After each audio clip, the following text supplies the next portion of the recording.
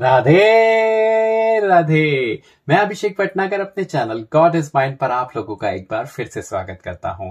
आशा करता हूं आप लोगों ने समुद्र मंथन की कथा जरूर से सुनी होगी, क्योंकि हम आज आपसे उसके आगे की कथा कहने जा रहे हैं, जिसमें 8वें स्कंद के 9वें अध्याय में हम आपको बताएंगे कि मोहिनी रूप भगवान का दैत्य से अमृत का कलशा लेना।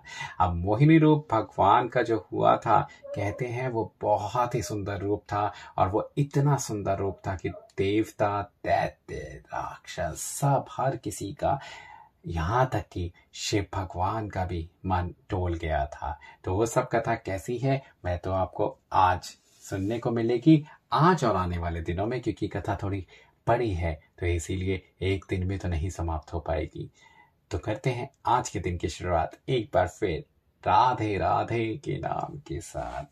सुखदेव जी महाराज बोले कि हे परीक्षित, जब देवताओं व दैत्यों ने उस मोहिनी रूप स्त्री को अपनी ओर आते देखा, तब वे लोग उसके रूप पर मोहित होकर अमृत पीना तो भूल ही गए।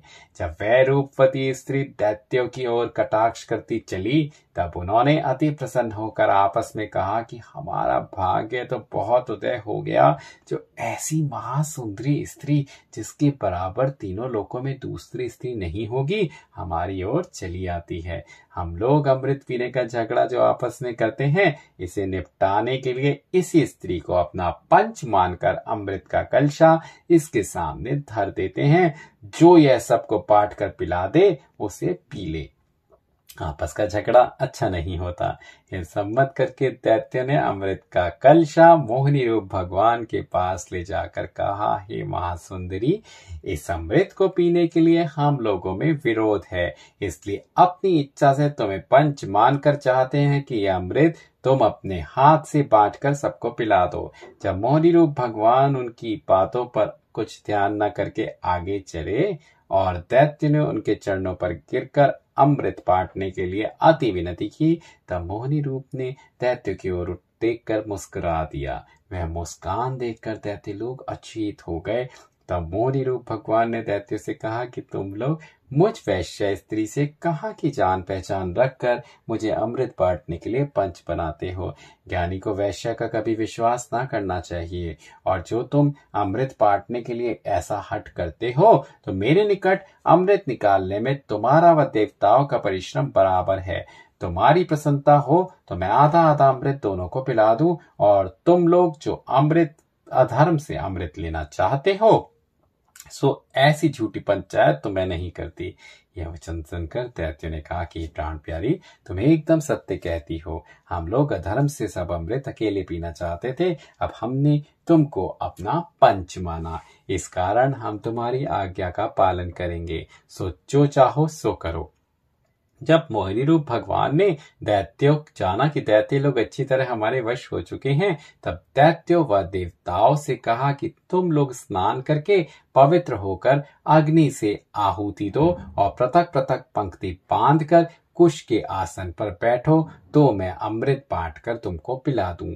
जब मोहिनी रूप भगवान के कहने से देवता व दैत्य अच्छे अच्छे भूषण व वस्त्र पहनकर पृथक पृथक बैठे, तब मोहिनी रूप भगवान दैत्यों से बोले कि मैं पहले देवताओं को अमृत देकर पीछे तुम्हें पिलाऊंगी।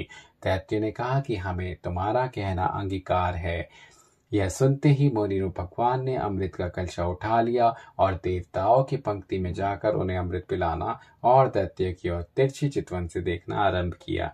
दैत्य लोग उसी चितवन के मद में ऐसे मतवाले होकर अमृत पीना भूल गए। जब मोहिनी रूप भगवान सब देवताओं को अमृत पिलाते हुए पंक्ति के अंत में, जहाँ सूर्य व चंद्रमा बैठे थे, पहुंचे, तब राहु नामक दैत्य ने कलशा देखकर विचारा कि इस स्त्री ने हम लोगों को अपने रूप पर मोहित करके सब अमृत देवताओं को पिला दिया, और दैत्यों को अमृत पीने से निराश रखा। ऐसा विचार कर उस दैत्य ने अपना रूप देवताओं के समान बना लिया और सूर्य व चंद्रमा के मध्य में बैठकर अमृत पिया। तब सूर्य व चंद्रमा ने चिल्लाकर मोहिनी रूप से कहा कि हे यह दैत्य है। जैसे वह वचन मोहिनी रूप भगवान से ने सुना, वैसे ही बचा हुआ अमृत चंद्रमा पर गिराकर सुदर्शन चक्र से राहु का सिर काट लिया। पर वह दैत्य अमृत पीने के प्रताप से नहीं मरा। उसका सिर व धड़ अलग अलग दो सुरगुप होकर उठ खड़े हुए। सूर्य व चंद्रमा ने मोहनी रूप से कहा कि महाराज, अब तो इसे मत मारो, जितने टुकड़े इसके शरीर के होंगे अमृत पीने के प्रताप से उतने स्वरूप होकर यह जीता रहेगा। यह सुनकर मोहनी रूप भगवान ने राहु से कहा कि तूने देवताओं में बैठकर अमृत पिया है, इसलिए अब तू दैत्य का लक्षण व स्वभाव छोड़ दे। सूर्याधिक 7 ग्रहों के साथ रहकर अपनी पूजा लिया कर। उसी दिन से 9 ग्रह हुए। उसके मस्तक को राहु और धड़ को केतु कहते हैं। सूर्य व चंद्रमा के बतलाने से मोहनी रूप भगवान ने राहु दैत्य का सिर काट लिया। इसी कारण वह शत्रुता रखकर अमावस्या के दिन सूर्य को और पूर्णिमा की रात में चंद्रमा का निकलना चाहता है, जिसको चंद्रमंडल या सूर्य ग्रहण व चंद्र ग्रहण कहते हैं। उस समय भगवान जी की आज्ञा अनुसार सुदर्शन चक्र उनकी रक्षा करते हैं। इतनी कथा सुनाकर सुखदेव जी बोले, हे राजन, मोहनी रूप भगवान ने देवताओं को अमृत पिलाकर सुदर्शन चक्र को सूर्य व चंद्रमा की रक्षा करने के लिए छोड़ दिया और आप अंतर्ध्यान होकर वैकुंठ को पधारे। त्रिलोकीनाथ का यह विचार कर दैत्य को अमृत नहीं पिलाया कि यह लोग अमृत पीने से अमर होकर संसारी जीवों को दुख देंगे। उनको अमृत पिलाना ऐसा ही है जैसे किसी सर्प को दुख पिलाए।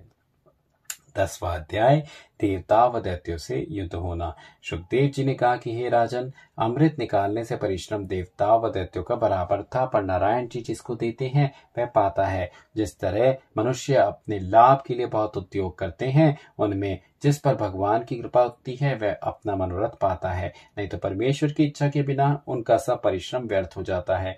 वही दैत्यों की दशा हुई। हे राजन, जब मोहनी रूप भगवान वहां से अंतर्ध्यान हो गए, तब दैत्य लोग चैतन्य होकर कहने लगे कि यह सुंदरी सब अमृत देवताओं को पिलाकर कहाँ चली गई। उन दैत्यों ने, जो बुद्धिमान थे, उन्होंने कहा कि अमृत का कलशा तुम्हारे हाथ लगा था। तुम लोगों ने अपनी अज्ञानता से एक स्त्री के रूप पर मोहित होकर उसे दे दिया। वह मोहनी रूप नारायण थे, जिन्होंने देवताओं की सहायता करने के लिए हमें धोखा देकर अमृत ले लिया। यह समझते ही दैत्य लोग क्रोधित होकर देवताओं से युद्ध करने के लिए तैयार हुए। देवताओं ने भी लड़ाई की तैयारी की। देवताओं की ओर से राजा इंद्र ऐरावत हाथी पर चढ़ा और चंद्रमा, सूर्य, वरुण, कुबेर आदि सेनापतियों को अपनी सेना के साथ ले लिया। वे लोग उत्तम उत्तम भूषण व वस्त्र पहने व अनेक प्रकार के शस्त्र लिए रथ, गज, बाजी, विमान आदि पर बैठकर रणभूमि में आए। दैत्यों की ओर से राजा बलि अति उत्तम भूषण व वस्त्र पहनकर प्रभास नामक आकाशगामी विमान पर, जो मैं दानव ने उसको बनाकर दिया था, सवार हुए।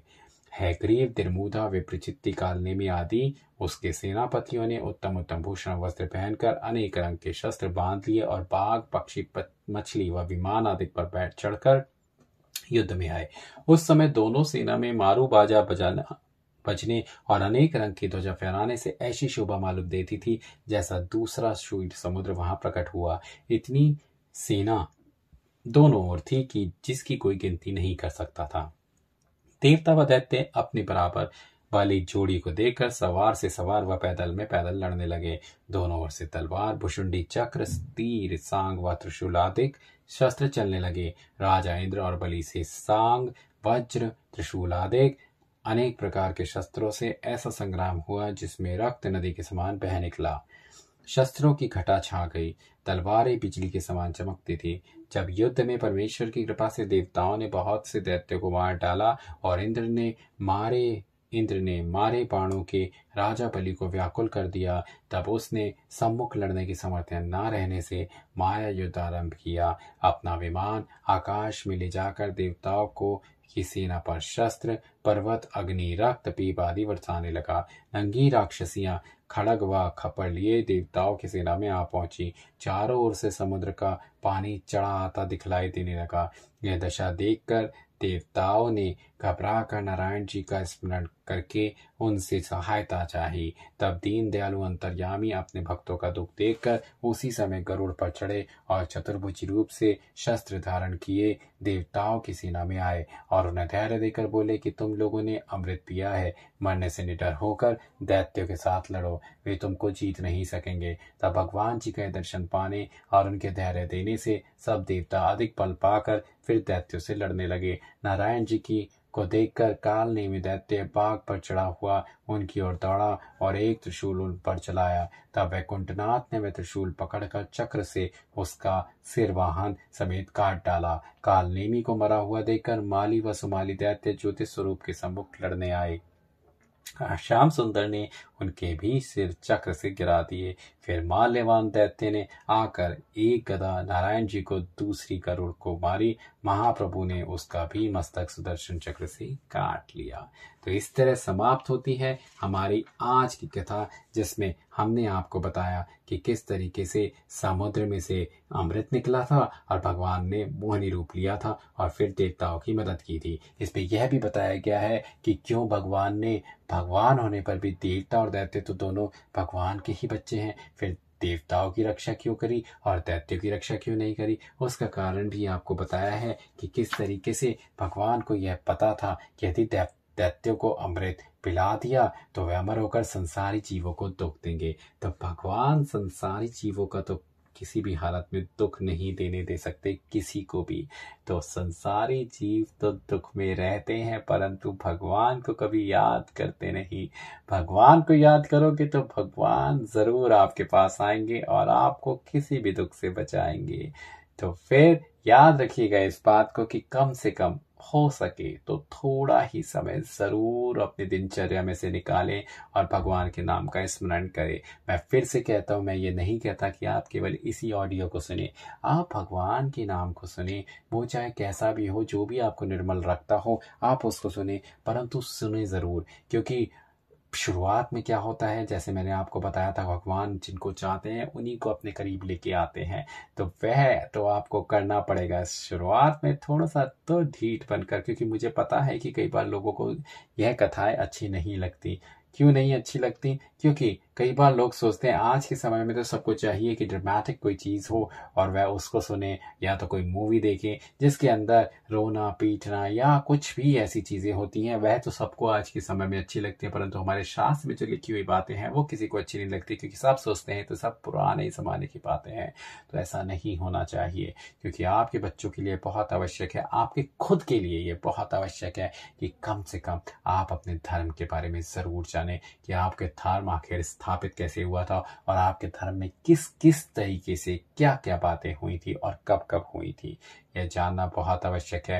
मैं आशा करता हूँ आप लोग ज़रूर मेरी बात पे ध्यान देंगे और एक दिन ज़रूर भगवान की पूजा को अपनी दिनचर्या में स्थापित करेंगे, क्योंकि वह करना तो बहुत आवश्यक है। करते हैं आज के दिन की शुरुआत एक बार फिर राधे राधे के नाम के साथ।